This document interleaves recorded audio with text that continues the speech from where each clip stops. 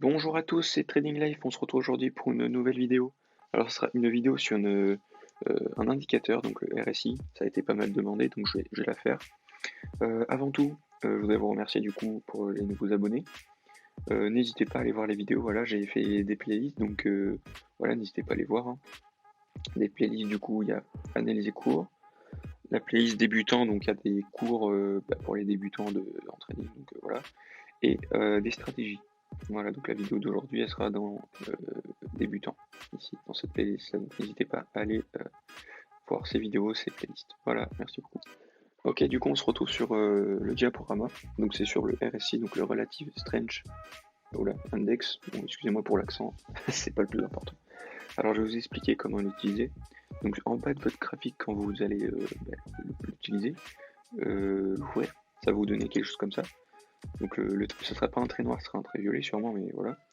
Donc en fait, il va y avoir un haut et un bas, où en fait, cet indicateur-là, il va montrer l'évolution des volumes qu'il y a d'injectés en fait dans la paire en question, ou sur le graphique en question par exemple. Euh, Ça veut dire, vous allez vite comprendre. Quand le RSI passe au-dessus de 70, en fait, ça veut dire que c'est le prix, en fait, c'est suracheté. L'actif que vous êtes en train de regarder, il est suracheté. Et voilà, ça nous montre un peu voilà, les volumes d'achat et de vente. Quand il est en dessous de 50, c'est plutôt pour une vente. Quand il est au-dessus, c'est plutôt pour un achat. Donc voilà la zone verte que j'ai tracée ici. Et rouge, c'est pour nous dire entre 50 et 70, c'est plus un achat qu'il faut chercher. Et rouge, entre 50 et 30, il faut plus chercher une vente. Sauf quand il dépasse ce pic, quand il dépasse 30 et quand il dépasse 70, ne prenez pas en position par exemple à l'achat ou à la vente. Surtout, attendez justement un signal du coup de retournement pour pas que vous fassiez avoir simplement par des faux mouvements. Voilà, faux mouvement, c'est souvent, ça fait souvent ça le RSI quand il y a un faux mouvement. Voilà, donc c'est suracheté ou survendu d'un coup. Après, c'est peut-être pas forcément toujours des faux mouvements, mais quand vous êtes suracheté ou survendu, trouvez des positions dans l'inverse. Donc sur achat, vous cherchez des positions en vente et sur vente, vous cherchez des positions en achat. Donc là, j'ai même pas fait exprès en le traçant, mais regardez, on peut aussi s'en servir comme le prix qu'il y a sur les graphiques. En traçant une trendline ici, donc là, je viens de le remarquer, euh, ça touche des points plusieurs fois comme ça, et en fait, on peut s'en servir justement. Comme ça, si le prix rebondit par exemple sur une trendline là, comme ça, le RSI rebondit plutôt à la baisse, et ben on a des chances que le prix, donc il suive le RSI, et donc si le RSI descend, le prix va descendre. Après, il faut faire attention. Et du coup, je disais, c'est pas parce qu'il est en survente ou en surachat il faut absolument chercher une position inverse. Des fois, c'est juste pour une correction ou des choses comme ça. Voilà, c'est pas forcément un gros mouvement que ça indique derrière. Mais du coup, voilà, c'est quelque chose, un indicateur, si vous voulez utiliser en plus pour avoir des confirmations. Voilà, donc comme je disais, voilà, vous pouvez vous servir du RSI pour trouver les futurs mouvements du prix. Donc le prix suit à 99% le RSI. Le RSI, ouais, a le plus souvent raison, même tout le temps. Donc voilà. Si jamais il arrive en surachat, en survente, voilà, ne prenez pas position en achat ou en vente. C'est totalement inutile. Peut-être que la bougie, vous allez encore faire des pips supplémentaires et vous allez vous dire bon, j'ai raté un trade, mais au moins vous n'avez pas perdu. Parce que la plupart du temps, c'est directement un retour, un renversement, et puis voilà. Donc le RSI, le plus souvent, il est utilisé pour ses divergences. Donc les divergences, c'est quand le prix diverge de ce que le RSI nous montre. Donc, comme j'ai dit juste avant, le RSI, il a raison la plupart du temps. Donc il faut toujours suivre le RSI. Voilà.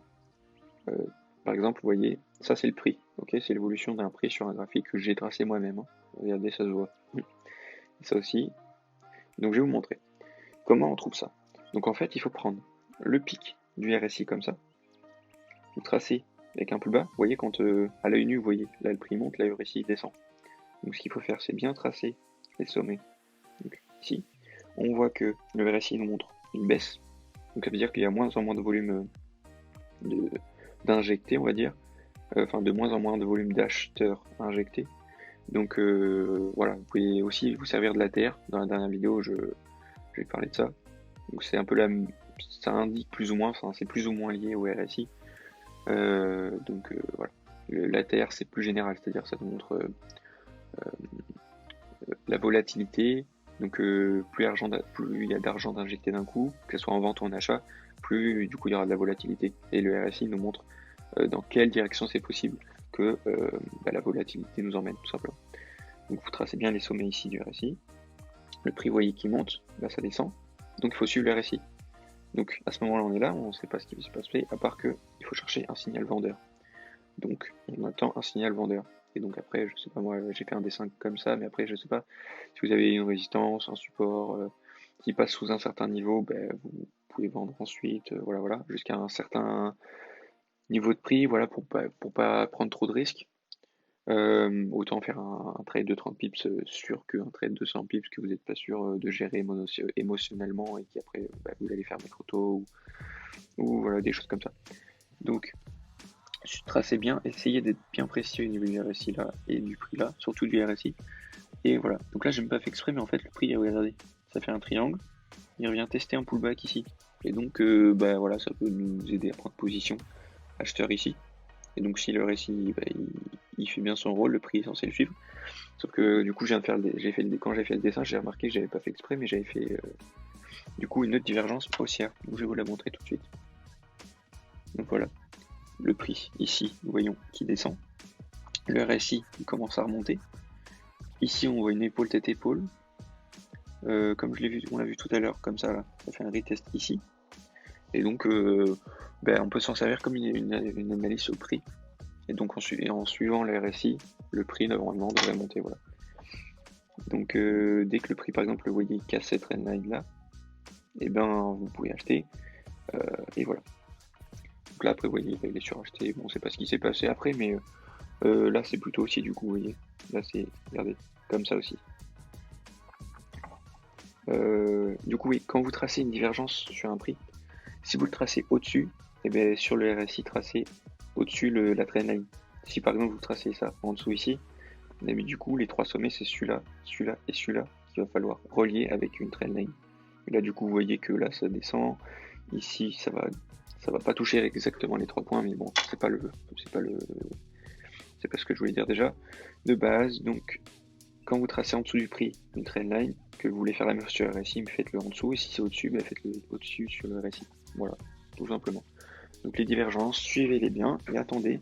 Si le RSI diverge vers le haut et que le prix vers le bas, il est toujours en bas, attendez juste un signal acheteur pour acheter. Et puis après, je sais pas moi, imaginons le prix casse du coup cette trendline comme ici, vous pouvez mettre le TP ici, ici, et puis voir au-dessus, je sais pas, voilà, un certain niveau de prix. Donc voilà. Donc maintenant on va passer sur les graphiques, je vais vous montrer, j'ai trouvé quelques exemples à vous montrer. Ok, on se retrouve sur AUD-USD en 1 heure, donc je vais tomber directement sur une divergence, donc je vais vous montrer ça. Est-ce que vous en voyez vous? Moi oui du coup, donc essayez de trouver, je vous laisse du temps, je vais commencer à tracer. Pour ceux qui n'ont pas trouvé, vous aurez un indice. Regardez le pic là, jusqu'à du coup ici. Voilà, une divergence. Donc le RSI nous montre que ça va baisser. Donc vous voyez, à partir de ce point-là, direct qui s'est passé, donc déjà il y a eu doji, une englobante, baissière. C'est venu retest la moyenne mobile 200. Donc là par exemple, là déjà je peux voir une trendline qui fait comme ça. Donc, je vais vous la tracer. Donc, là c'est vite fait une petite analyse juste avec le RSI, hein, sans d'autres confirmations, juste pour vous montrer ça. D'ailleurs vous voyez ça fait un canal.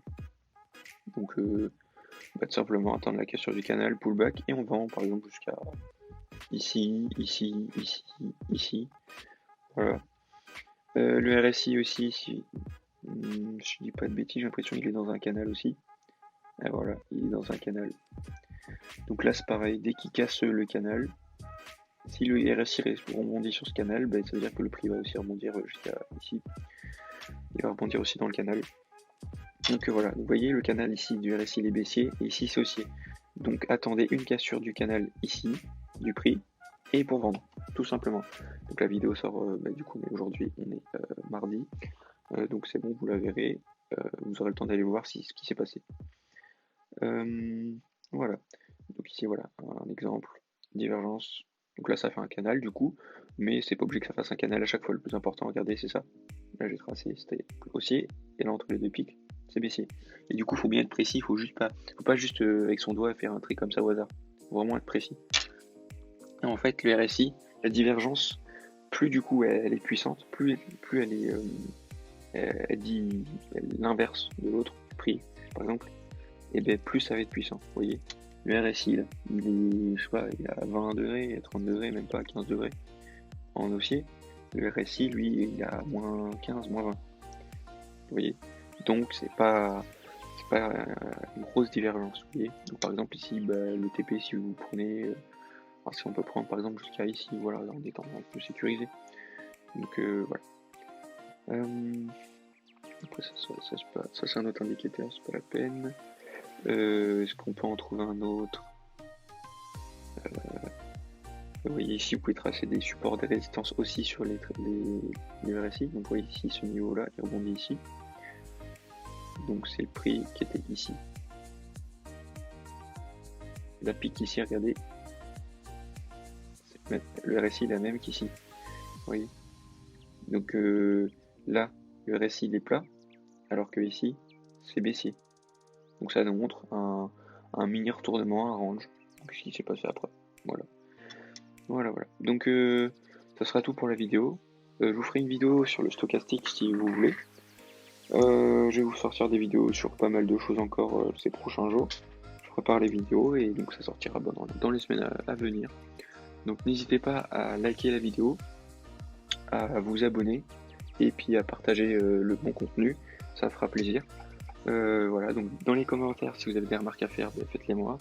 Je vous répondrai tout simplement. Je vous aiderai, voilà.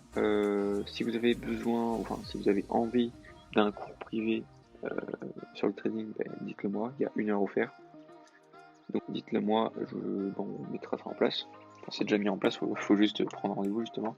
Donc je vous dis à jeudi, bonne fin de vidéo, likez, partagez, abonnez-vous et puis ciao.